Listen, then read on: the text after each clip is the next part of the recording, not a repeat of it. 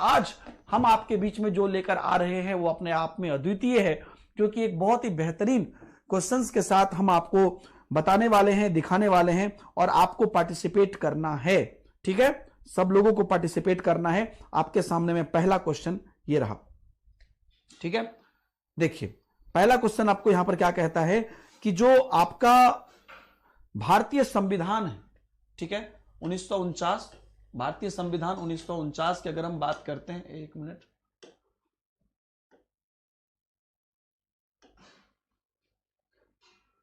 हाँ, भारतीय संविधान 1949 का अनुच्छेद 30 किससे संबंधित है? आर्टिकल 30, अगर आप लोगों ने सुना है तो आर्टिकल 30 किससे संबंधित है, यह आपको यहां पर पूछा जा रहा है। सब लोग बताएंगे। क्या नैतिक भौतिक हितों की संरक्षण से संबंधित है, या धार्मिक स्वतंत्रता के अधिकार से संबंधित है, एवरीबॉडी, या आपका अल्पसंख्यक के हितों के संरक्षण से संबंधित है, या शैक्षणिक संस्थानों की स्थापना और प्रशासन से संबंधित है? आपको पूछा क्या गया है कि संविधान 1919 का अनुच्छेद जो 30 है, आर्टिकल 30 है, ये किससे संबंधित है? Everybody has to answer. देखिए अनुच्छेद 30 जो है ये दो भागों में बटा है, मैं आपको क्विकली बता देता हूं। अनुच्छेद 30, 30(1) और 30(2), यानी कि जिसको आप 30(a) और 30(b) या 30(a) या 30(ख) बोल सकते हैं, है ना। तो ये आपका इससे संबंधित है, और ये बेसिकली जो है ये संविधान का जो अनुच्छेद है ये मोटा मोटी बात करता है कि जो आपकी शैक्षणिक संस्थानों की स्थापना है और प्रशासन है, इसके लिए अल्पसंख्यक को अधिकार देने की बात करता है। तो इसका जो अनुच्छेद ए है वो कहता है कि धर्म और भाषा पर आधारित आपकी रुचि की आप शिक्षा संस्थान खोल सकते हैं। 30 का पहला पार्ट क्या बोलता है कि आप अपने धर्म या अपनी रुचि पर आधारित कोई भी शिक्षा संस्थान आप खोल सकते हैं। आप अल्पसंख्यक हैं तो भी, मतलब अगर आप कम संख्या में हैं कहीं पर, फिर भी आपको ये पूरा अधिकार ये संविधान देता है कि आप अपने अल्पसंख्यक वर्ग के लिए आप एक संस्थान खोल सकते हैं, आपको अधिकार है। ठीक है, और दूसरी बात कि अगर कोई सरकार सुविधा दे रही है, दूसरा पॉइंट कहता है कि सरकार जो सुविधा दे रही है, सुविधा सरकार इस आधार पर नहीं देगा कि वो अल्पसंख्यक है तो नहीं देंगे, ऐसा नहीं कर सकता है। तो जो भी सरकार की तरफ से सहायता है और वो धर्म या भाषा के रूप में कोई अल्पसंख्यक लोग अगर अपनी संस्था खोलते हैं तो वो सुविधा उनको भी दी जानी चाहिए और उनके साथ कोई भेदभाव नहीं किया जाना चाहिए। ये पार्ट 2 में बोलता है। तो स्थापना हो गया, आप स्थापना कर सकते हैं और सरकार आपको सुविधा भी देगी, ये बात आपको बोलता है। तो स्थापना पहला में हो गया और सुविधा देगी ये दूसरा में हो गया, राइट जी। तो ये आपका करेक्ट आंसर है। नेक्स्ट क्वेश्चन दोस्तों, बहुत ही बेहतरीन क्वेश्चंस आपके सामने ये आ रहे हैं, तो हम उम्मीद करते हैं कि आप इसको बढ़िया से देखिएगा, बढ़िया से समझिएगा। चलिए अगला क्वेश्चन, निम्नलिखित कथन पे विचार करिए। यह प्रयोग एक भूखे कुत्ते पर किया गया था और पहली बार एक उद्दीपक के रूप में भोजन प्रस्तुत करके कुत्ते की अनुक्रिया की गई थी, है ना। हमारे काफी सारे स्टूडेंट ने इस पर वीडियो भी बनाया है, एक ने तो कुत्ते के सामने ही इस पर बनाया है प्रैक्टिकल करके। तो एक भूखे कुत्ते पर किया था और पहली बार एक उद्दीपक के रूप में भोजन प्रस्तुत करके कुत्ते की अनुक्रिया देखी थी। भोजन देखते ही लार का स्राव शुरू हो गया कुत्ते में। अस्वाभाविक उद्दीपन घंटी के बजने से लार की वृद्धि हुई, जो भोजन को देने से ठीक पहले बजाई जाती है। तो मान लीजिए कि कुत्ते को भोजन देने से वो लार आता है, तो अगर भोजन देने से पहले घंटी बजती है और तब भोजन देता है, तो आगे जब भी घंटी बजाई जाएगी तो रोटी आया भी नहीं है लेकिन लार आ जाएगा, है ना। यह बात आपको बोला जाता है। तो यह किससे संबंधित है दोस्तों? यह सिद्धांत आपको बताना है। यह सिद्धांत आप लोगों में से कई लोगों ने देखा है, पढ़ा है, और यह सिद्धांत बहुत ही बेहतरीन तरीके से आप इसको समझ सकते हैं कि ये जो दोस्तों है, ठीक है, ये आपका शास्त्रीय अनुबंधन का सिद्धांत है। और शास्त्रीय अनुबंधन के सिद्धांत की अगर हम बात करते हैं तो ये आपका बेसिकली पावलव का प्रयोग है। पावलव ने कुत्ते पर प्रयोग किया था, उसी प्रयोग की बात यहां पर हम करते हैं। और यह शास्त्रीय अनुबंधन सिद्धांत, जिसको कि हम लोग क्लासिकल कंडीशनिंग थ्योरी बोलते हैं, इसके अंतर्गत ये आता है। नेक्स्ट देखिए, कक्षा में पढ़ाते समय कुछ बाधा उत्पन्न होने पर शिक्षक को क्या कराना चाहिए? अगर मान लीजिए कुछ बाधा होता है तो हमको क्या करना चाहिए? क्या कुछ देर चुप रहना चाहिए, फिर से दोबारा पढ़ाना चाहिए, है ना? या बाधा उत्पन्न करने वाले हर छात्र को दंडित करना चाहिए? बिल्कुल नहीं। पूरी तरह से नजरअंदाज कर देना चाहिए? बिल्कुल नहीं, है ना? तो कभी भी अगर क्लास में कोई बाधा उत्पन्न होता है तो टीचर को क्या चाहिए कि क्लास को डिसकंटिन्यू नहीं करे और क्लास पर कोई इंपैक्ट नहीं आए, ये भी ध्यान रखना है। आप में से जो भी लोग मेरे स्पेशल या प्लस क्लास ज्वाइन करते होंगे, आप लोग देखते होंगे कि नॉर्मली कभी कभी होता है क्लास में बच्चे मतलब कुछ भी बात कर रहे हैं, कुछ भी लिख रहे हैं, तो कई बार सिचुएशन, आप जब क्लास में जाएंगे तो कई बार चीजें आपके हिसाब से नहीं चलती है। लेकिन उस बाधा में आपको ऐसा नहीं क्या कि आप बच्चे को नजरअंदाज कर देंगे या आप उनको दंडित करेंगे, ऐसा जरूरी नहीं है। आप उसको एक नए तरीके से शुरू कर सकते हैं या आप उसको एक सिस्टमेटिक थोड़ा सा रुक के उसको एक फिर से अलग तरीके से शुरू कर सकते हैं। आप लोग भी जब आगे टीचर बनेंगे तो आप ऐसा फेस करेंगे कि कई बार डिस्कशन आपका हो रहा है, किधर भी चल रहा है डिस्कशन, कुछ भी चल रहा है, तो सडनली आपको थोड़ा सा रुक के उसको एक फिर से सिस्टमेटिक अप्रोच में लेके चलना है। ये एक अच्छे टीचर का कर्तव्य है। तो हमारा ए इज द करेक्ट आंसर। अप्रत्यक्ष अधिगम की अवधारणा किससे संबंधित है, आपको बताना है। लेटेंट लर्निंग, अप्रत्यक्ष अधिगम के बारे में आपसे यहां पर पूछ रहा है। ओके, ये किससे संबंधित है ना? बताएंगे सब लोग। अप्रत्यक्ष अधिगम, लेटेंट लर्निंग की हम यहां पर बात कर रहे हैं, है ना? अप्रत्यक्ष अधिगम जो है ये अवलोकन से संबंधित है, अवलोकनात्मक अधिगम ऑब्जर्वेशनल लर्निंग से संबंधित है। आप बोलेंगे सर कैसे? तो ध्यान से सुनिए मेरी बात। अप्रत्यक्ष अधिगम मतलब जो प्रत्यक्ष नहीं है, राइट? प्रत्यक्ष नहीं है, तो जहां पर चीजें प्रत्यक्ष नहीं है तो अवलोकनात्मक अधिगम जो है, अवलोकन जो है, यह अधिगम का एक ऐसा रूप है, यह अधिगम का एक ऐसा भाग है जो तब होता है जब किसी वस्तु का अवलोकन प्रत्यक्ष रूप से अनुभव नहीं होने पर उनके व्यवहार से अवलोकन किया जाए। मतलब आप लिटरली उन चीजों को अनुभव नहीं कर रहे हैं प्रत्यक्ष रूप से, लेकिन बस आप उन व्यवहार से ऑब्जर्वेशन करके आप अधिगम कर रहे हैं। आप समझ रहे हैं? प्रत्यक्ष रूप से अधिगम कब होगा? जब आप खुद करेंगे। लेकिन अप्रत्यक्ष क्या हुआ कि आपने खुद नहीं किया है, आपने जस्ट उस व्यवहार का अवलोकन किया है, आपने जस्ट उस बिहेवियर का अवलोकन किया है, तो यह आपका प्रत्यक्ष अधिगम के अंतर्गत आता है। तो प्रत्यक्ष मतलब अप्रत्यक्ष के अंतर्गत आता है। प्रत्यक्ष रूप से अनुभव करने के बजाय आपके जो बिहेवियर है उससे आप प्रभावित हो रहे हैं। अच्छा ये ऐसा था, ओह अच्छा इसलिए ऐसा होगा। तो आपने महसूस नहीं किया प्रत्यक्ष रूप से, लेकिन आपने उस ऑब्जर्वेशन को महसूस किया है। नेक्स्ट क्वेश्चन, वैदिक काल में शैक्षणिक संस्थानों को निम्न में से किस रूप में माना जाता था? जो शैक्षणिक संस्थान होते थे वैदिक काल में, उनको किस रूप में माना जाता था, सब लोगों को बताना है। दोस्तों देखिए, जो वैदिक काल में शैक्षणिक संस्थान होते थे उनको गुरुकुल बोला जाता था। आप में से मुझे लगता है कि ज्यादातर लोगों ने इसे अपने बीएड या डीएलएड में पढ़ा होगा। तो वैदिक काल में जो संस्थान होते थे उस समय में क्या होता था कि बच्चे अधिकांशतः उस समय में क्या होता था कि जो उच्च जाति के बालक होते थे, या तो ब्राह्मण है या तो क्षत्रिय हैं, वो गुरुकुल में शिक्षा प्राप्त करते थे। और ये गुरुकुल कहाँ होता था? आपके गांव शहर से दूर जंगल में जाके कहीं पर ये गुरुकुल होता था, और वहीं पर वो गुरु के सानिध्य में रहते थे और शिक्षा प्राप्त करते थे, है ना? आजकल जो आप हॉस्टल में जाते हैं जहां पर कि फोन अलाउड नहीं होता है या संडे को मिलने की रहती है, तो उसी सब का ये नया रूप है। तो उस समय पे नॉर्मली शिक्षा जो दी जाती थी वो ब्राह्मण क्षत्रिय सबको ही दी जाती थी। तो ये गुरुकुल प्रणाली का कुछ मतलब गुण भी है, दोष भी है। तो ये वैदिक काल में शिक्षण संस्थान जो है गुरुकुल के नाम से जाना जाता था। अगला क्वेश्चन, तो बच्चे की आत्मबोध की अवधारणा का विकसित होना किस आयु से संबंधित है? तो आपको यहां पे क्या पूछा जा रहा है कि बच्चे का जो आत्मबोध है, बच्चे का जो अपने अंदर जो उनका सेल्फ कंसेप्ट है, वो कब विकसित होने लगता है ना? किस आयु में आत्मबोध होने लगता है? जब बच्चा आत्म केंद्रित होता है तब आत्मबोध होने लगता है। और कब बच्चा आत्म केंद्रित होता है? पूर्व बाल्यकाल में। उस समय पे बच्चा सोचता है अलग अलग चीजों को अलग अलग तरीके से, राइट?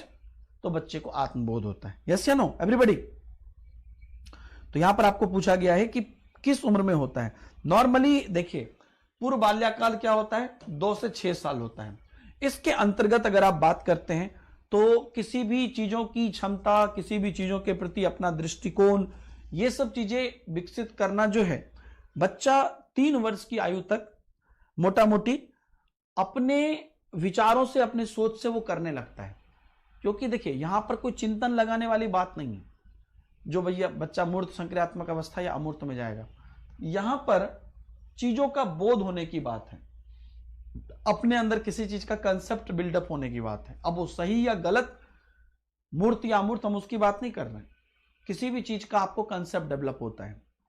तो पूर्व बाल्यावस्था में जो भी चीज आप बच्चा जैसा अनुकरण करता है, जैसा अवलोकन करता है या जैसा उसका फैमिली रहता है, हम सभी लोग जानते हैं कि 2 से 6 साल इसके लिए बहुत महत्वपूर्ण है। क्योंकि भाषा का विकास भी इसी अवस्था में एक मतलब चरम पे होता है। तो इस समय पे यह सब कुछ शुरू होता है जिससे कि बच्चा पूरे तरीके से, है ना, बढ़िया से चीजों को कैसे देखता है, कैसे समझता है और कैसे उसका अपने दिमाग में कंसेप्ट बिठाता है, यह सब यहां पर आपका करेक्ट होता है। मतलब यह सब उस पर डिपेंड करता है। एक द्वितीयक अभिप्रेरक क्या है? जिज्ञासा, पैसा कमाने की इच्छा, शारीरिक स्पर्श या प्यास? बताइए, द्वितीयक अभिप्रेरक किसको बोलते हैं? सब लोग बताएंगे।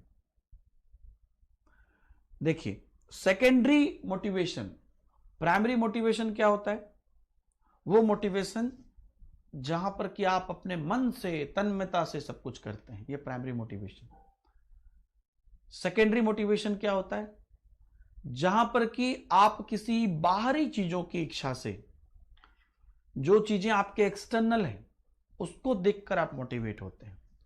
तो जिज्ञासा, शारीरिक स्पर्श और प्यास ये आपका इंटरनल है। लेकिन जो पैसा कमाने की इच्छा है, डिजायर फॉर अर्निंग मनी, ये आपका एक्सटर्नल यानी कि सेकेंडरी मोटिवेशन है। यस या नो एवरीबॉडी?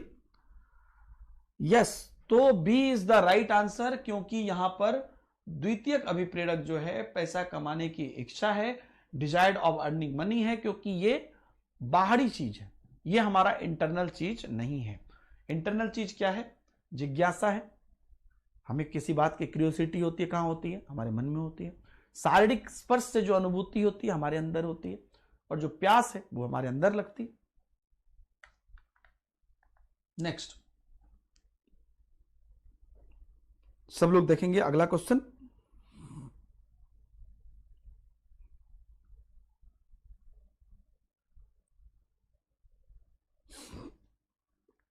चलिए,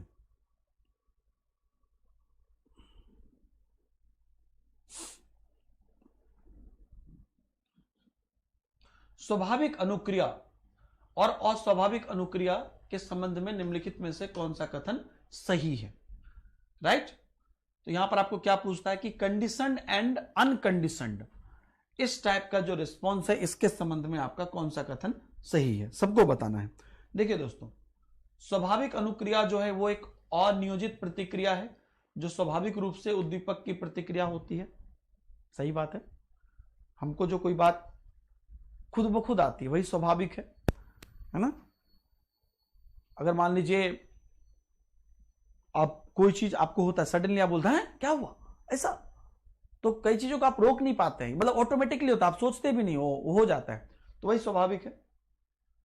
अस्वाभाविक अनुक्रिया और स्वाभाविक अनुक्रिया प्रकृति में समान होती है? बिल्कुल नहीं, ये उल्टा होता है। स्वाभाविक अनुक्रिया अस्वाभाविक अनुक्रिया का एक आंशिक भाग है, ऐसा नहीं है, दोनों पूरा विपरीत है, दोनों वाइस वर्सा है। मधुमक्खी द्वारा डंक मारने के बाद दर्द का अनुभव होना अस्वाभाविक अनुक्रिया का एक उदाहरण है? नहीं, वो आपका स्वाभाविक होता है।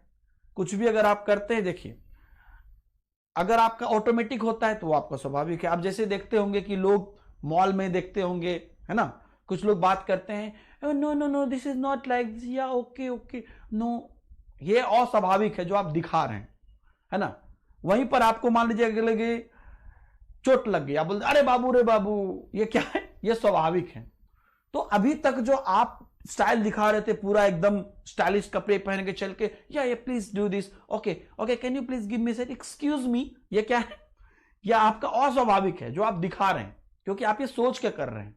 और यही बोलते बोलते आपको लग गई चोट, अरे बाबू रे बाबू, ये क्या है? मैया गे मैया, ये क्या है? ये स्वाभाविक है, ये ऑटोमेटिक आपके अंदर से आ रहा है ना? तो यहां पर आपको पता होना चाहिए कि कोई भी चीज जो ऑटोमेटिकली हो रहा है वो स्वाभाविक है। तो एक ये अनियोजित प्रक्रिया है, बाकी चीज जो हो रही थी अब वो नियोजित था, अब ये अनियोजित प्रक्रिया है। तो ये आपका स्वाभाविक रूप से उद्दीपन की प्रक्रिया है जो उत्पन्न होती है, इसलिए हमारा 8 का A is the correct answer. Next question देखेंगे सब लोग।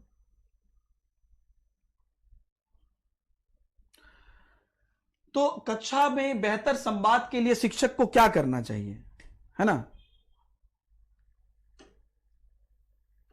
तैयार नोट से पढ़ाएं। एक बेहतर संवाद अगर हम करना चाहते हैं तो हम क्या करें? तैयार नोट से पढ़ाएं बच्चे को, या नोट्स को पहले ही अच्छी तरीके से तैयार करें और उन्हें एक निर्देशक के रूप में उपयोग करें। कि देखिए, पढ़ना तो है टीचर को, तो या तो आप वह तैयार नोट्स से पढ़ाएं, है ना, या तो आप नोट्स को पहले से ही अच्छे से आप तैयार कर लें और उस समय पर आप एक उसको डायरेक्ट करें, या बिना किसी तैयारी के पढ़ाएं। ये तो बिल्कुल गलत बात है। कोई टीचर को अगर ऐसा लगता है, या अगर आप आगे टीचर बनते हैं आपको ऐसा लगता है कि आपको पढ़ना नहीं पड़ेगा कभी, तो ऐसी बात नहीं है। आपको हमेशा पढ़ना चाहिए।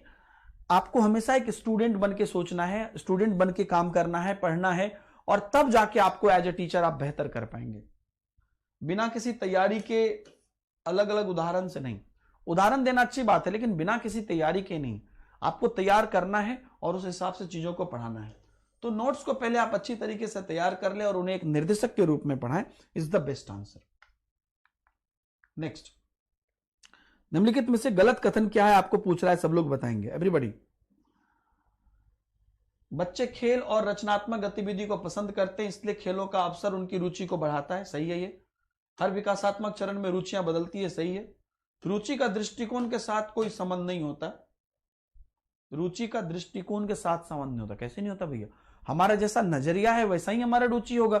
अगर हमारा किसी चीज के प्रति दृष्टिकोण ही खराब है, आप हम बोलेंगे चलो करने में, अरे नहीं यार मन नहीं है, मतलब आपकी रुचि नहीं है। तो रुचि का दृष्टिकोण से डायरेक्ट संबंध है। गलत बोल रहा है। गलत कथन में यही होगा। रुचि से जिज्ञासा शांत हो जाती है। सही बात है। क्योंकि रुचि होती है तो आपका मतलब वहां पर जो जिज्ञासा है तो उस चीज वो शांत हो जाती है, क्योंकि अब वो रुचि उसको टेक ओवर कर लिया है। तो सी इज द करेक्ट आंसर। कि जो बोलता है कि इंटरेस्ट का एटीट्यूड से कोई रिलेशन नहीं, ऐसा नहीं। एटीट्यूड जैसा है इंटरेस्ट वैसा ही होगा। नेक्स्ट, निम्नलिखित में से किसे रचनात्मक सोच का पहला चरण माना जाता है? रचनात्मक सोच का पहला चरण किसे माना जाता है, सब लोग बताएंगे। एवरीबॉडी, है ना? रचनात्मक सोच का पहला चरण किसे माना जाता है? देखिए, रचनात्मक सोच का जो पहला चरण है, यहां पर आपका जो है 3 ऑप्शन दिया है। उपदवन, उद्बोधन, मूल्यांकन। Incubation, illumination and evaluation. रचनात्मक सोच का 4 चरण होता है। यह है दूसरा, यह है तीसरा, यह है चौथा। रचनात्मक चरण का पहला चरण होता है प्रबंधन, मैनेजमेंट।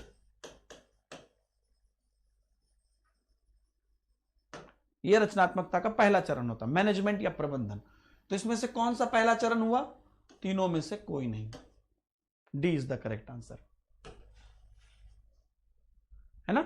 तो पहला चरण क्या होगा इसका? प्रबंधन। प्रबंधन, फिर इसका उपदवन, फिर उद्बोधन और मूल्यांकन। तो यह आपका रचनात्मकता का 4 चरण। नेक्स्ट क्वेश्चन, प्रॉक्सी मॉडिस्टल विकास कहां से कहां तक होता है? बताइए। प्रॉक्सी मॉडिस्टल विकास की हम यहां पर बात करते हैं, तो ये कहां से कहां तक होता है? सब लोग बताएंगे।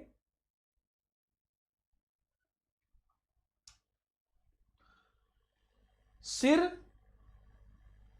तथा पैरों से पैरों की उंगलियों की ओर। वक्षस्थल से सिर तथा पैरों से पैरों की उंगलियों की ओर, मतलब यह आपका क्या हो गया? बेसिकली सिर से पैर की ओर।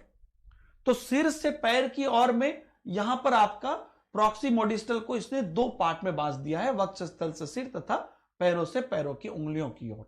इसको डिवाइड करके, इसको और तोड़ के इस तरीके से यहां पर अगर आप देखते हैं तो जब प्रॉक्सिमोडिस्टल को आपको और डिफाइन किया जाएगा, नॉर्मली आप बोल देते हैं सिर से पैरों की ओर, है ना, या क्या कहते हैं केंद्र से परिधि की ओर बोल देते हैं हम लोग, है ना। तो यहां पर अगर हम बात करते हैं तो ये आपका वक्षस्थल से सिर की ओर या पैर से पैरों की उंगलियों की ओर, ये केंद्र से परिधि की ओर भी हो जाता है और इंटरनल से एक्सटर्नल की तरफ भी हो जाता है, राइट। तो ये हमारा यहां पर D is the correct answer. ठीक है, बोलने का बस अलग अलग अपना तरीका है। नेक्स्ट क्वेश्चन, मस्तिष्क क्षति के कारण छपे हुए शब्द को पहचानने में असमर्थता क्या कहलाती है? Inability to recognize printed words because of brain damage is called what? बताएंगे सब लोग। मस्तिष्क की क्षति के कारण अगर छपे हुए शब्द को हमें नहीं पहचान पा रहे हैं तो इसको क्या कहलाती है? ये आपको अगर पता नहीं है तो ये जो माइंड में अगर कोई प्रॉब्लम होती है, मेंटली अगर किसी चीजों में प्रॉब्लम होती है जिसमें कि मौखिक पुनरावृत्ति या श्रवण कौशल जो सुनने में परेशानी होती है या जो लेखन कौशल है, ये सब चीज अगर मस्तिष्क क्षति के कारण शब्दों को पहचानने के कारण होती है तो इसको हम लोग एलेक्सिया बोलते हैं। आप सभी लोग जानते हैं। यही जो है आपका बेसिकली क्या कहते हैं डिसलेक्सिया, इसी को बोलते हैं। इसी को आप पढ़ने की क्षमता का एक्चुअल एरर जो है, ये पठन विकार आता है और वही सब जो है चीजों को देखकर पहचान नहीं पाते हैं। आपको एक क्वेश्चन यहां पर आता है कि 100 को वाज लिख देते हैं, है ना, एस को मतलब डब्ल्यू को एम लिख देते हैं, कुछ ऐसा जो होता है। तो ये शब्दों को देखकर सुनना, पहचानना या लिखना, मतलब जहां पर भी पढ़ने के कारण कुछ आगे प्रॉब्लम होता है, तो पढ़ाई के कारण आगे प्रॉब्लम होता है, तो वो आपका एलेक्सिया है या डिसलेक्सिया है। डिसलेक्सिया आप लोग को पता होगा, एलेक्सिया शायद ज्यादा लोगों को नहीं पता होगा। जब मानसिक आयु और कालानुक्रमिक आयु समान हो तो बुद्धि लब्धि का मान कितना होगा? बताइए सब लोग। देखिए बुद्धि लब्धि क्या होता है, MA डिवाइडेड बाय CA गुना 100। आपको बोल रहा है कि जब मानसिक आयु और ये दोनों समान हो तो 100 डिवाइडेड बाय 100 गुना 100 या x डिवाइडेड बाय x गुना 100 कितना हो गया? 100। तो जब मानसिक आयु और कालानुक्रमिक आयु समान हो तब बुद्धि लब्धि कितना होता है? 100, राइट। अब कुछ भी मान लीजिए, इसको p मान लीजिए, x मान लीजिए, जो भी होगा ऊपर नीचे कट ही जाएगा ना। यस या नो? नेक्स्ट, व्यक्तित्व का पुराना सिद्धांत क्या है? व्यक्तित्व का सबसे पुराना सिद्धांत क्या आपको बताना है एवरीबॉडी? व्यक्तित्व का पुराना सिद्धांत क्या है? व्यवहारिक अधिगम का सिद्धांत, गुण सिद्धांत, व्यक्तित्व का प्रारूप सिद्धांत या कॉग्निटिव लर्निंग थ्योरी? व्यक्तित्व का पुराना सिद्धांत किसको बोलते हैं? सब लोग बताएंगे।